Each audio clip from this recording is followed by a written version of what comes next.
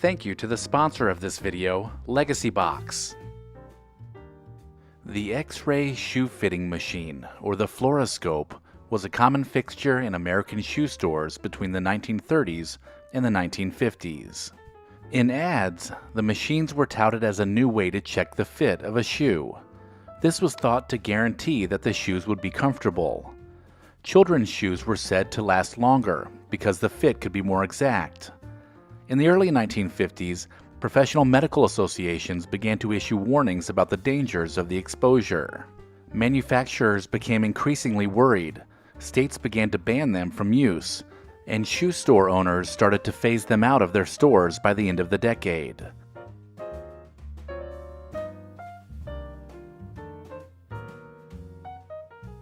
Washing machines were a luxury in homes during the 1950s, so many families still did laundry by hand, using a sink, a washboard, and a wringer to remove excess water. To dry the clothes, there was the standard outside clothesline that each garment would be pinned to, so that it could be hung out to dry before ironing. Ironing in the 1950s was essential, and most housewives would spend an entire day doing laundry, ironing, and folding clothes so that their family would have clean and fresh clothes to wear each week.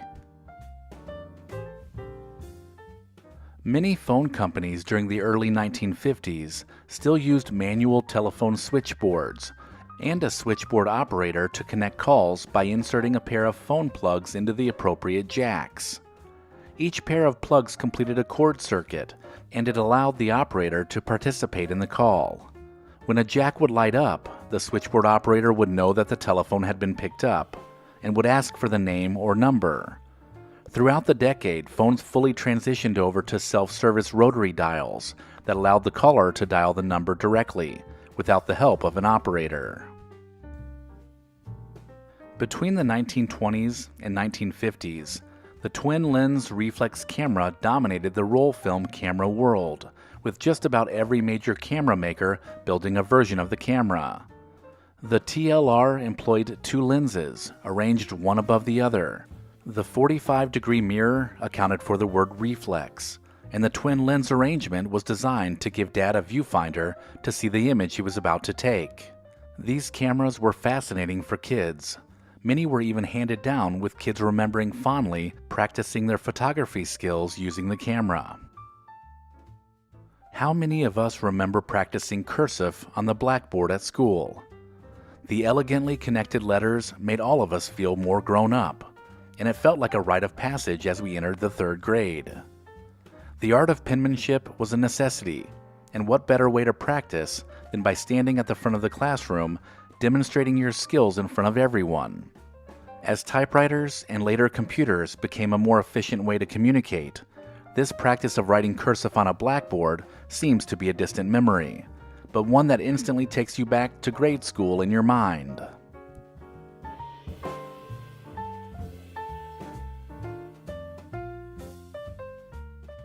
The iconic soda fountain is a classic symbol of the 1950s. These gathering places were usually located in drugstores, and were not only a place to share a malt, but they were often the epicenter of social life in some communities. As car culture picked up and drive-in restaurants became the norm, soda fountains experienced a sharp decline. Not only was fast food a factor in soda fountains disappearing, but soda also became widely available to pick up at a grocery store. Even though soda fountains didn't survive past the 1950s, they still conjure up some powerful memories.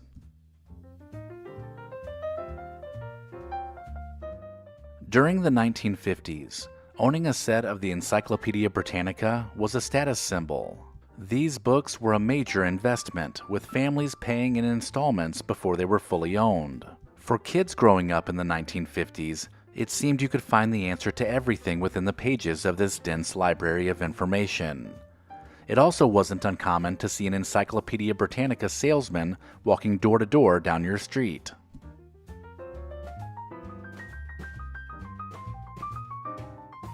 The 1950s may have been when your family first got a brand new television, but this new form of entertainment was limited by networks that provided programming and the ability to receive a television signal.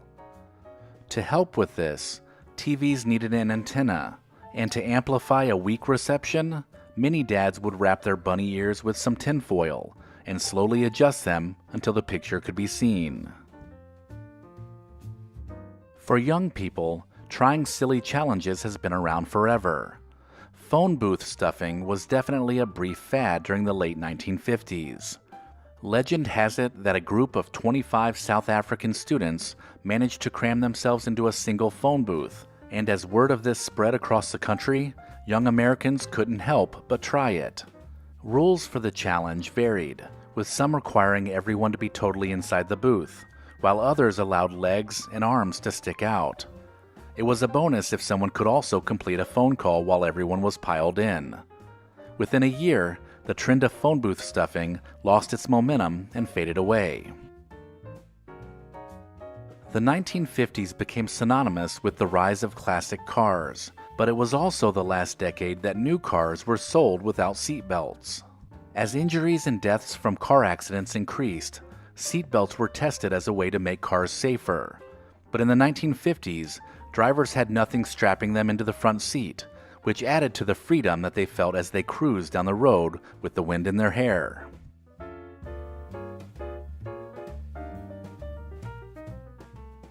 The 1957 Chevy Bel Air may very well be the single most iconic automobile of the 1950s. The Bel Air was transformed in 1957 into one of the most gorgeous roadsters around.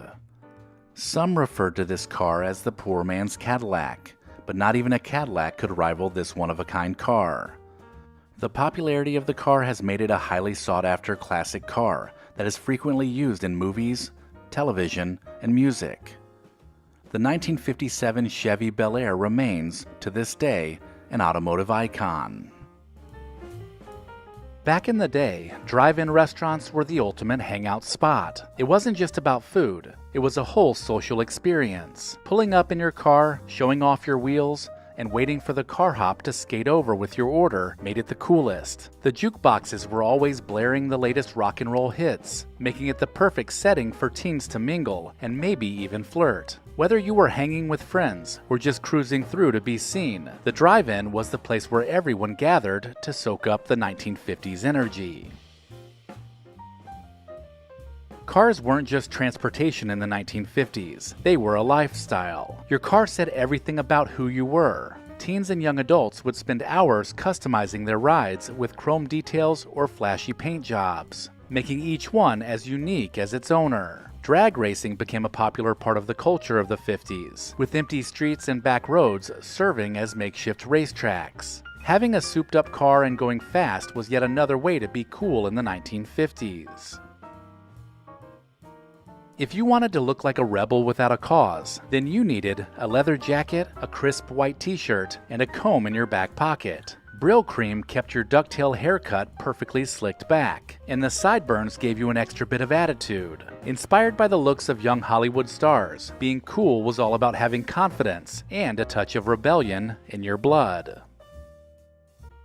Wearing a varsity jacket or sweater wasn't just about staying warm. It was proof you were part of the high school elite, whether it was football, baseball, or track. This was important because if you were dating someone, you would let them wear the jacket, which was an unmistakable sign of romance. The jacket was unique, with your school colors, a giant letter on the chest, and sometimes even patches marking special achievements. Varsity jackets made you feel like you belonged to something bigger, a team, a school, and most importantly, a special moment in time. A woman's sex appeal was defined by her curves in the 1950s. To complement those tight sweaters, conical bras, also known as torpedo or bullet bras, was a fashion statement. Pin-up girls like Marilyn Monroe and Jane Russell made them hugely popular. It wasn't just about following the trend. It was about embracing a look that was bold, modern, and edgy. The look might seem a little over the top now, but back then it was the look women wanted, and the men, they weren't complaining. In the 1950s, women would spend hours teasing their hair to achieve the perfect look. Then they would set it in place with enough hairspray to survive the wind. Whether it was a bouffant, a poodle cut, or a simple ponytail tied with a ribbon, hairstyles in the 1950s demanded time and attention. And all that effort put into curling and styling hair was worth the effort to stand out at school dances, dinner parties, or just a casual outing with friends. Slang in the 1950s was a language of its own, and using the right phrases made you part of the cool crowd. Saying things like daddy-o or cool cat added an effortless sense of fun to conversations. Teens would toss around phrases like cruisin' for a bruisin' or don't be a square, and it was all about having a quick wit when hanging out with friends. It wasn't just words though, it was an attitude, a way to connect with your peers and to carve out your own identity. The Sloppy Joe sweater was the go-to look in the 1950s for girls. It was an oversized sweater with the sleeves pushed up, and some even wore it backwards with the buttons running up the back. It was a quirky way to stand out, making a casual sweater look stylish. This knit look became a wardrobe staple for teens, especially paired with a skirt. The look was classic and completely approachable, yet it showed you weren't afraid to bend fashion rules just a bit. Turning up the cuffs on your Levi's was a subtle but cool 1950s trend. It showed off your shoes, kept the hems clean, and gave your jeans a little extra personality. Whether you were a greaser, preppy, or just a kid trying to look cool, cuffed jeans were the way to go. The look went with everything: t-shirts, leather jackets, and even those Sloppy Joe sweaters. The 1950s were a time when teens were pushing boundaries like never before. Rock and roll gave them a soundtrack for their rebellion, while cars and fashion let them express their independence. From leather jackets to drag racing, it was all about breaking away from the square expectations set by their parents. For many, it wasn't just about being different, it was about a new identity and living life on their own terms. The stars of the 1950s weren't just celebrities, they were absolute icons who shaped an entire generation. James Dean embodied the brooding rebel. Marilyn Monroe defined glamour. Elvis Presley brought the rock and roll swagger, and Marlon Brando exuded tough guy charm. Teens absolutely idolized them, copying their style, their mannerisms, and even their attitudes. These stars were symbols of the cultural change that was taking place, and teenagers thought there wasn't anything cooler in the world. In the 1950s, no one thought twice about the dangers of lead paint. Kids played with brightly painted toys, and young children may have even chewed on them, not knowing the dangerous effects. Houses had walls coated in lead-based paint, and when it chipped, children might have played with them, or at the very least inhaled the dust without a care. Even art supplies like paint sets sometimes contained lead, but parents trusted they were safe. People thought lead-based paint was a great choice because it was long-lasting and very easy to clean, never realizing the true hidden risks. Back then, the street was like an extra playground. Kids spent hours playing games like kickball and stickball, often dodging cars without much thought.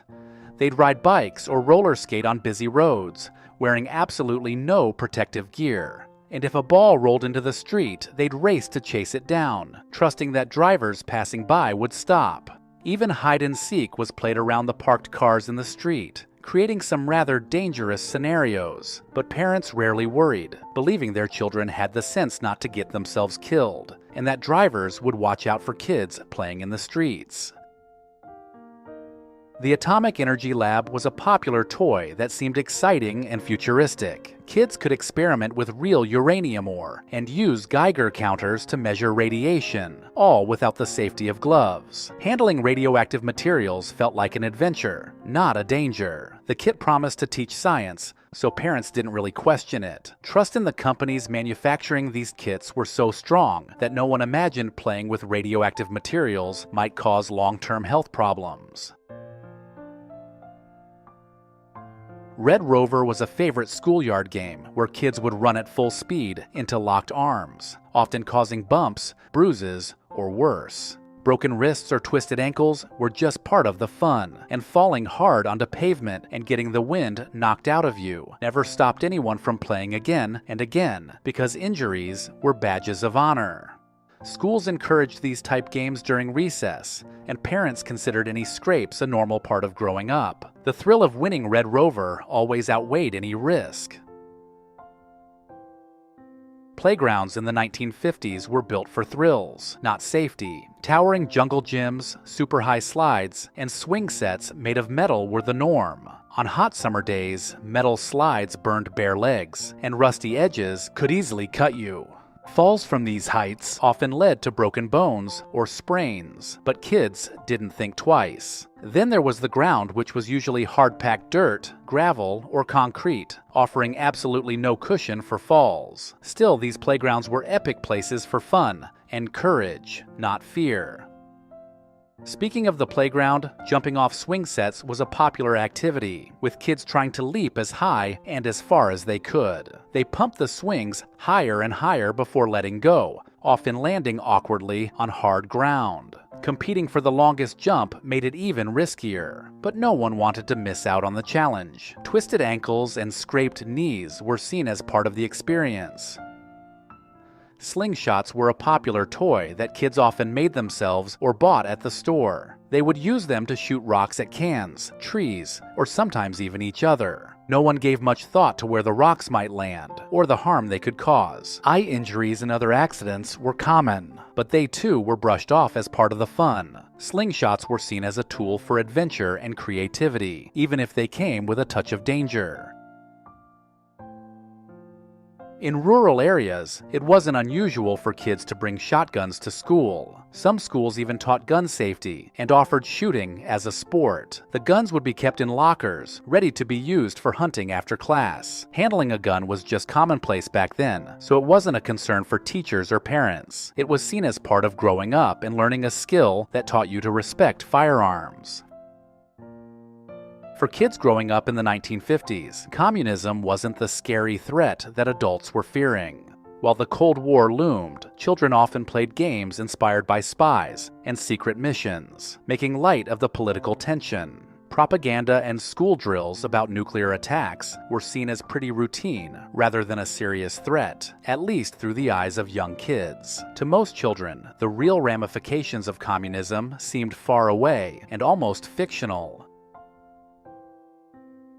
Asbestos was everywhere, but no one knew how dangerous it actually was in the 1950s. Kids played in basements, attics, or near construction sites filled with asbestos materials. Parents trusted the safety of products like asbestos tiles and insulation, so they didn't stop their kids from being around them. Even makeup and toiletry products contained traces of asbestos, making it virtually impossible to avoid. To children, it wasn't something to worry about, but rather just part of their everyday life.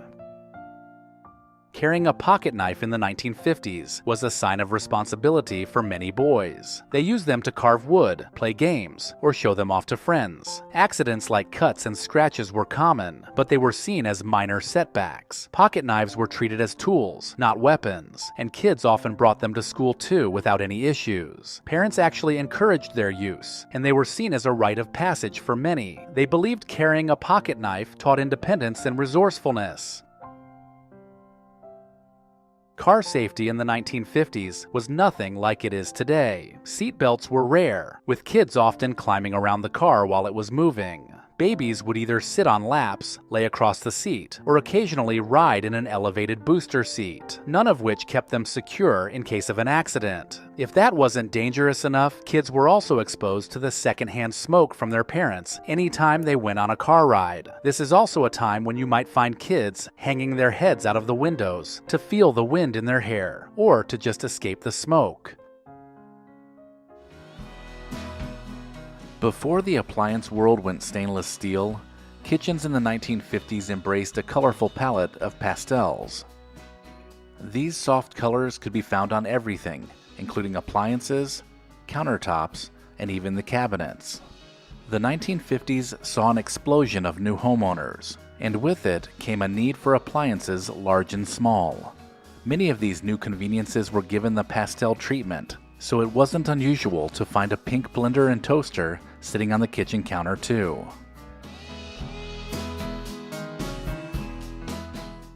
In the 1950s, modernism became fashionable, and home interior design began to incorporate the popular look of the American diner. Homeowners would often opt for a checkerboard linoleum floor in contrasting colors to complement the sleek designer style. The linoleum material was durable and also very easy to take care of, making it the perfect choice to spruce up any kitchen.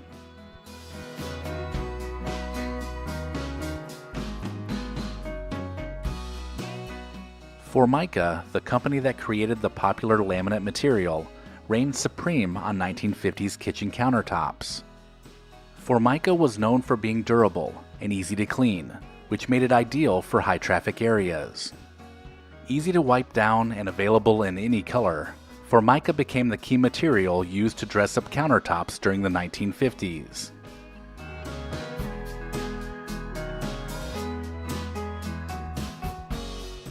It's hard to imagine life before Tupperware, but prior to 1946, they didn't exist. During the 1950s, they became a staple of every kitchen, with their sleek and stackable solution to storing leftovers. Tupperware parties also began to be hosted by housewives around the neighborhood, and this is where you could order your own set of brightly colored containers.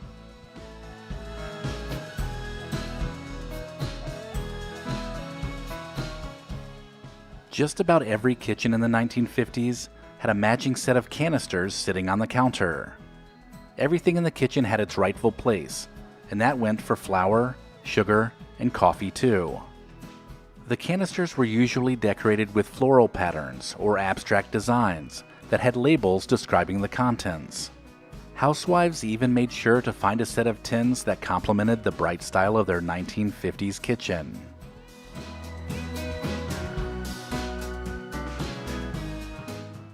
During the 50s, Pyrex became a household name.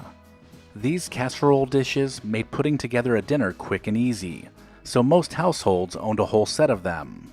The glass dishes were made for baking, and they came in a variety of sizes, and in the 50s, owning a set of pastel Pyrex dishes with a floral pattern was a must.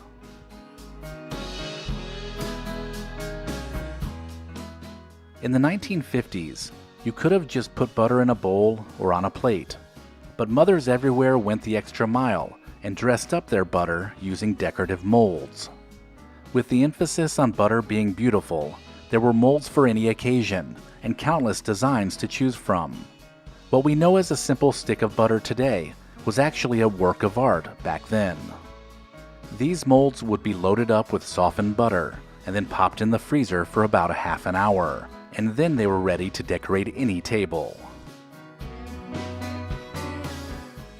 Bread bins once adorned every countertop in the 50s. In the days before bread was filled with preservatives to keep it fresh, or even wrapped in plastic, these bins were how bread was stored. Not only would the bins keep the bread at room temperature, but they had lids that were loose enough to allow airflow, which reduced condensation, but they were tight enough to slow the drying process, making the bread last longer. Before there were plastic ice cube trays or even the automatic ice dispenser, aluminum trays were used to keep drinks filled with ice.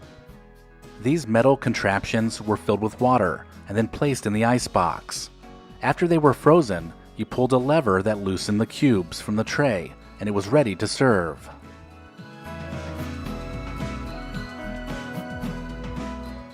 Prior to having electric hand mixers, kitchens across the United States used a manual hand mixer to incorporate ingredients. These metal devices used gears to turn the beaters, and they weren't easy to use, but once you got into a rhythm, they got the job done. By the end of the decade, electric hand mixers were available and did a much better job, but the manual mixer was always in the drawer just in case.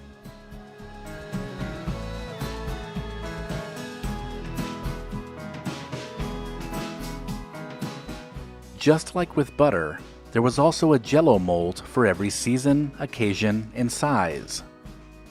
These molds help to dress up the jiggly dishes of mixed vegetable, celery, and Italian salad, but they failed to make any of them taste better. Jell-O molds were popular nonetheless, having been featured in countless magazines and cookbooks, and it was a relatively fun dish to prepare, savory or sweet.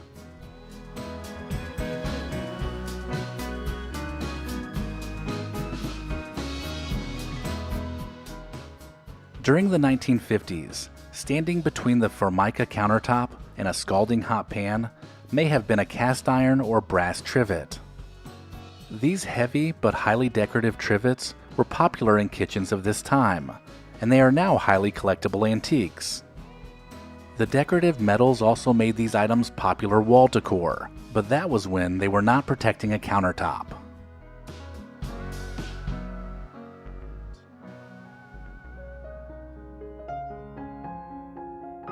Remember wearing cat-eye-shaped glasses? These were the optical accessory of choice for many women, and it was really the first time that glasses had been designed for a more feminine clientele. The unmistakable wingtip on the upper rim is what resembles traditional cat eyes, and it gave them their classic look. So it's no wonder they could be found on movie stars, and later housewives and teenage girls. The look was so iconic, it is still a widely embraced retro look that remains popular today. Within every decade, you can find some pretty odd trends that young people latch onto. And in the 1950s, young ladies started a trend that should rank among the most bizarre. They started wearing dog collars on the outside of their bobby socks as an anklet. These collars were a way for teenage girls to signal their social status. There were even rules that dictated which leg to wear them on, depending on if you were single or going steady. It really depended on where you lived that decided which leg designated a relationship. But either way, it is one of the most unusual fads from this time. In the late 1940s, people caught on to the cowboy spirit and embraced all things Western. During the 1950s, it reached a peak, and children of all ages couldn't get enough, especially young boys. It seemed every kid owned some cowboy outfit, which included a hat, a Western shirt, and a cap gun with a holster, and they loved to run around the neighborhood pretending to be the Lone Ranger. This was also a time when the whole family gathered around their new TV to watch Westerns together, like The Roy Rogers Show, Gunsmoke, or The Rifleman. Another fad that dealt with announcing your relationship status was something called getting pinned. This was a more romantic gesture that occurred during the college years, when a boy would offer a girl his school pin to wear on their sweater or jacket. This officially meant they were going steady and dating each other exclusively. Girls would proudly announce if they got pinned, and their friends would be happy to celebrate the achievement. The 1950s was a time where couples were very much ceremonial and traditional in their values, but the charming trend of getting pinned would fade by the 1960s. There's a legend that on the night of March 21st, 1952, at the University of Michigan, the very first panty raid took place. Hundreds of male students stormed a women's dorm and took all the underwear they could find. After word got out, the practice of panty raids spread to other colleges across the country. The panties and other undergarments were seen as trophies and proved that a societal barrier had been crossed. Although some of these escapades were unwelcomed, many were often carried out with the encouragement and help of the co-eds themselves. With comic books and other youth magazines being a popular way to pass the time, it's no wonder that the advertisements within their pages would catch the attention of their young audience. Uncle Milton's Ant Farm was one of these ads that kids couldn't pass up. For just a couple dollars, you would receive the farm mailed to your house, and then later the live ants would show up. The plastic farm scene atop the tunnels of sand were fascinating to watch as the ants moved around the granules of sand to build a world of their own. Another fad you may have been guilty of in the 1950s, especially if you were a boy that was big into westerns, was the coonskin cap. This furry hat with a raccoon tail attached was made famous by Fess Parker, who wore one while playing the role of Davy Crockett in the 1954 Disney miniseries. The Disney show alone generated millions of dollars in sales of coonskin caps and resurrected interest in folk heroes from the past, especially ones like Davy Crockett, who was known for killing bears with his bare hands. Every decade seems to have its own group of counterculture movements, and the beatniks were the 1950s. These were generally book-smart intellectuals, or so they thought, that loved to read poetry and shunned material things. Coffee shops and underground clubs were the gathering places for the beat generation, and with the help of literary leaders like Allen Ginsberg and Jack Kerouac to lead the way, black turtlenecks, goatees, and berets became their calling card. During the 1950s, if a woman was getting dressed up for an event, there's a good chance she would have slid on a pair of silk or nylon gloves to complete the outfit. Formal wear was pretty common during this decade, and gloves on women became part of the etiquette of going out into public. From church gatherings to shopping, gloves were an important accessory to finish off any look. The general rule was the shorter the sleeve, the longer the glove. Although Tupperware was invented by Earl Tupper in the 1940s, the 1950s made it a phenomenon. Housewives couldn't get enough of the colorful containers that kept their food fresh, and a Tupperware party gave women a reason to get together and socialize. Many of these women tried their hand at being a consultant too, hosting parties for neighbors and making Tupperware synonymous with suburbia, and pretty prolific considering how products are marketed today. It was the ultimate influencer marketing campaign that predated social media influencers by more than 60 years. Family life in the 1950s was pretty cookie-cutter. With mom staying home to take care of the kids, the house, and the cooking, dad would head off to work in the family's only car. This was how most households operated throughout the decade. Popular ways for kids to get around the neighborhood may have included a radio flyer wagon. Having one of these red wagons to transport things around the neighborhood made collecting bottles, delivering newspapers, or pulling around friends much easier. Another four-wheeled must-have was a pair of metal roller skates with an adjustable key. You could almost count who had a pair by looking for the kids with the skinned knees.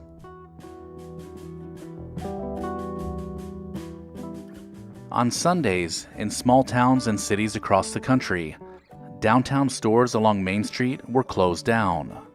This was to allow everyone to attend church services and have a day of rest. So if you ran out of milk, it was common to knock on your neighbor's door to borrow some, rather than to drive to a store. Do you remember the Fuller brush man going door to door selling his cleaning tools? These salesmen covered assigned areas and would talk up housewives and even help them clean by demonstrating the effectiveness of their brushes. These sales tactics made the Fuller brush man an iconic part of America's past. During the 1950s, another item sold door to door was the Encyclopedia Britannica. These essential books of knowledge were expensive, and many households paid for their set by making smaller payments. And just as they were making the last payments, a new edition would be issued, and once again, you would see the friendly Encyclopedia Britannica salesman cruising the streets.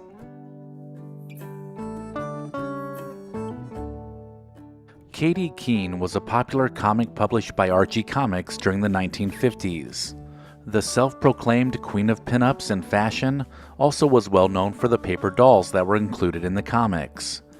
Fans were even invited to design their own fashions, which could be mailed in and published.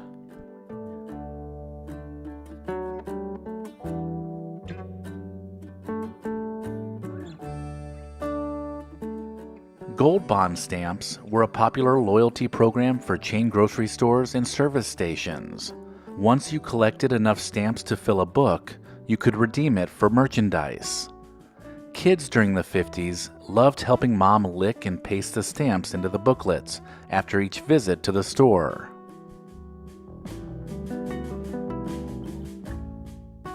TV westerns were what every boy was watching in the 1950s. Shows like The Lone Ranger, The Roy Rogers Show, and Gunsmoke had every kid sporting a holster and cap gun as they played outside. Playing cowboys and Indians and cops and robbers was a common way for you to show off your favorite TV cowboy impression. If they weren't obsessed with cowboys, then they were probably wearing a coonskin cap and watching Davy Crockett.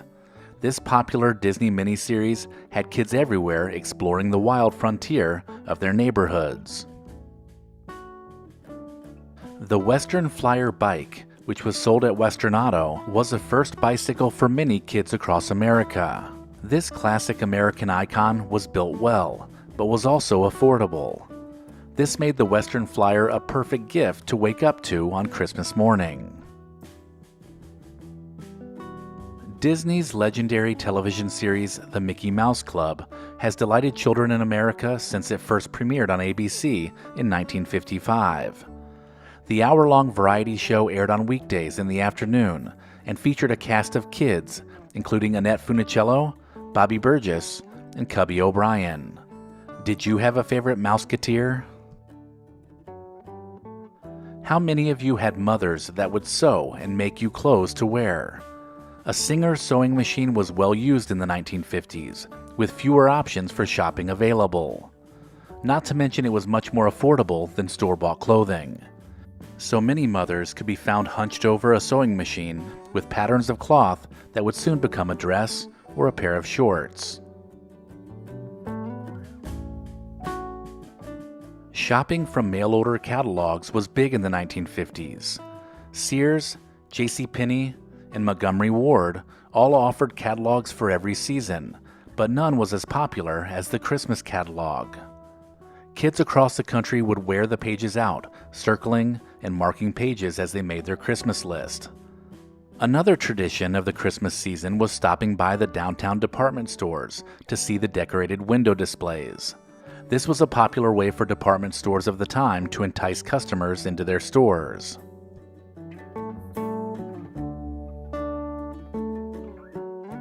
The development of the polio vaccine was a milestone, which led to the mass inoculation of millions of American children in 1955.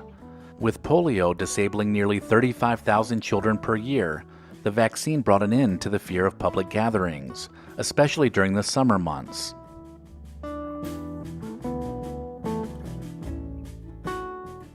During the 50s, they still had doctors making house calls. In smaller towns, the local doctor often went to the home to tend to the sick and prescribe remedies. This practice peaked in the 1930s, but was still occurring well into the 1950s. How many of you remember reading Weekly Readers at school? This short publication brought awareness to school-aged children about what was happening around the world, and they were usually distributed on Friday afternoons. Speaking of school, the annual class picture was always a memorable moment, as you lined up next to one another with your teacher usually standing beside the group. There are probably many of these class pictures mixed in with other dusty keepsakes that are packed away in boxes, just waiting to be reminisced over.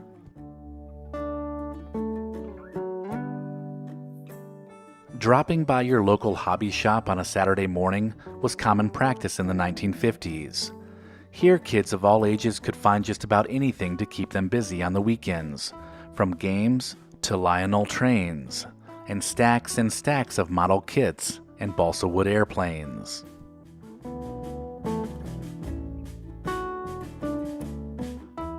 Transistor radios were something every kid wanted, and many had. These handheld radios allowed you to take music with you anywhere you went. With the growing popularity of rock and roll music, these devices could be found everywhere in the 1950s, from the bedroom to the barber shop. While you were getting a flat top or a ducktail haircut, you might also be listening to the news or a sporting event. Keeping busy while playing outside wasn't hard in the 1950s.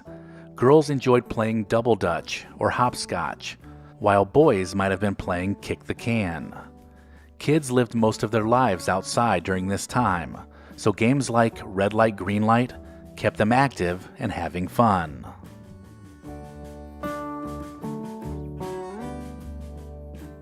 The 1950s were a time of great economic prosperity in America that saw a significant increase in the standard of living for many Americans. This, combined with a strong sense of national pride and optimism about the future, created an atmosphere of positivity and hope that permeated many aspects of life in the 1950s. It was during this time that many families were able to achieve the American dream. Owning a home, a car, and providing for their families was just the beginning. For those who grew up in the 1950s, this is what life was like, and it was a great time to be alive.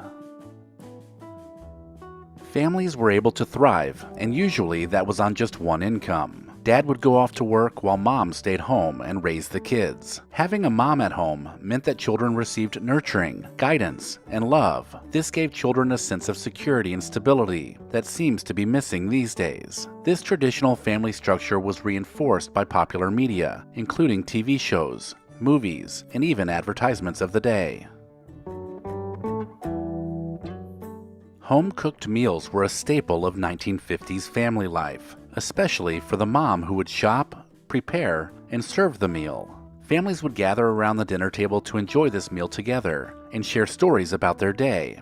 The distractions of the day were quiet during dinner time, and this daily tradition brought comfort and opportunity for families to stay connected.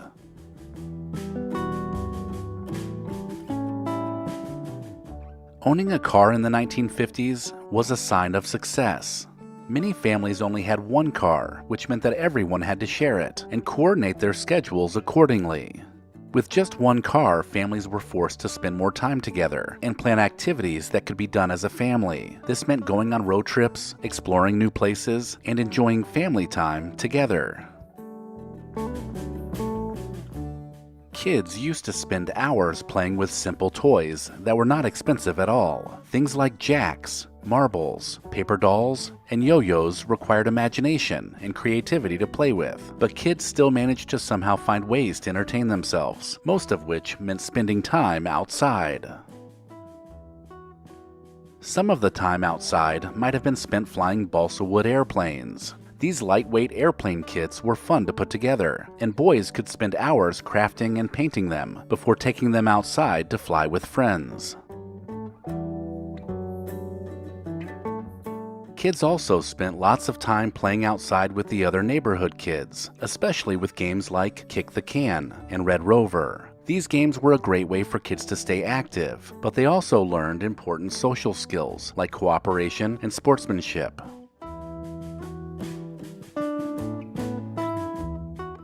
Comic books were also a popular form of entertainment for kids. They could escape their suburban life and read about the worlds of newly created superheroes like Superman and Batman, who represented justice in the fight against evil. Television was a relatively new medium in the 1950s, but it quickly became a popular way for families to spend time together. It was a new and exciting time where families would gather around the TV set to watch programs like The Lone Ranger and The Mickey Mouse Club. Other classic shows like The Honeymooners and The Ed Sullivan Show made for great evening entertainment, and the flickering lights of televisions could be seen through windows of many houses up and down neighborhood streets after the sun went down.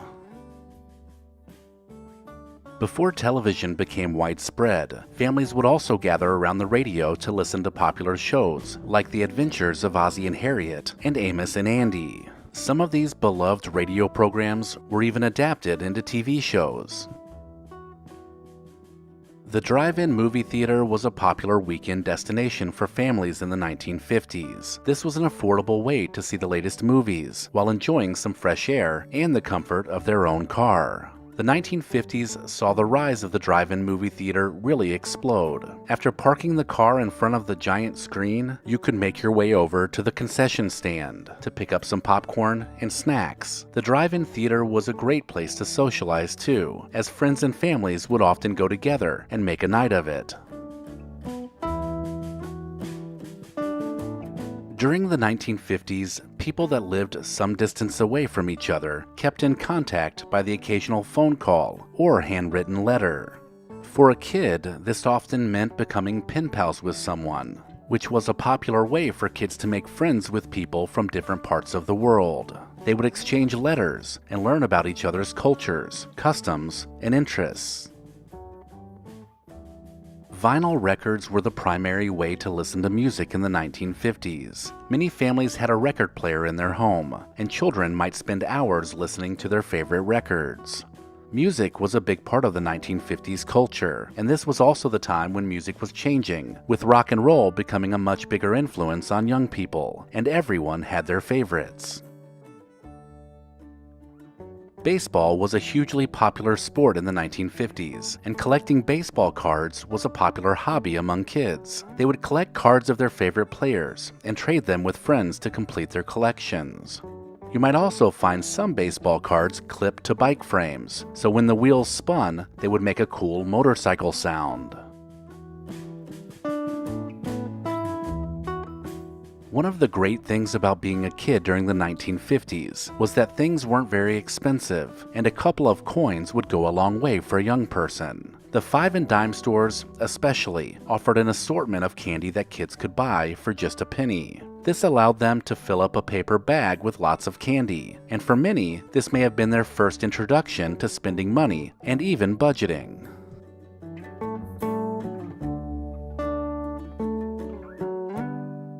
Family was of course an important part of the 1950s culture, and kids often spent a lot of time with their grandparents. This might have been following a trip to church, or even a weekly get-together that was never missed. Kids could listen to their stories, learn about their experiences, and gain a deeper understanding of their own family history. The 1950s saw the construction of the interstate highway system, which made it easier for families to travel long distances by car.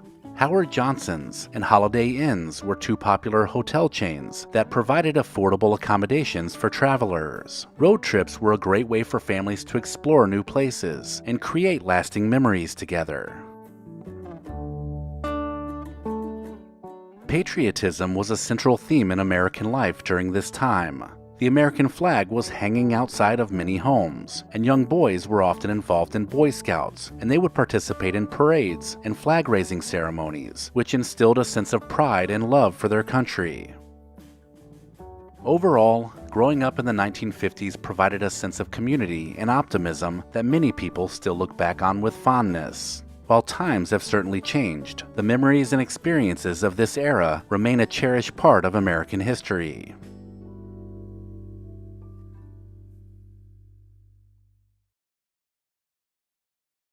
Recollection Road loves to recommend LEGACYBOX because we both believe in preserving the past. If you have a cluttered closet with cherished home videos and photos that rarely see the light of day, then you need to visit LEGACYBOX.com/recollection. These irreplaceable heirlooms are rapidly fading away, and they deserve to be digitized and shared with family and friends. And right now, LEGACYBOX is offering you $9 tape transfers. The process is simple. Send in your LEGACYBOX filled with old VHS tapes, camcorder tapes, and pictures. Their team will professionally digitize everything by hand, right here in the USA. You'll get the originals returned to you, along with organized digital copies. I love LEGACYBOX because it makes all my favorite memories available anytime. I can post them on social media or pull up a slideshow on my TV, which keeps special family moments alive. Visit LEGACYBOX.com/recollection to shop their $9 tape sale. That's LEGACYBOX.com/recollection to unlock this incredible offer.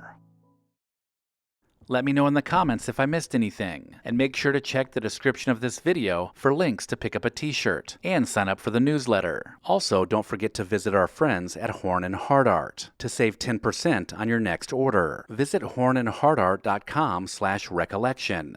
Thank you to our loyal Patreon supporters listed here. Visit patreon.com/recollectionroad to join the club.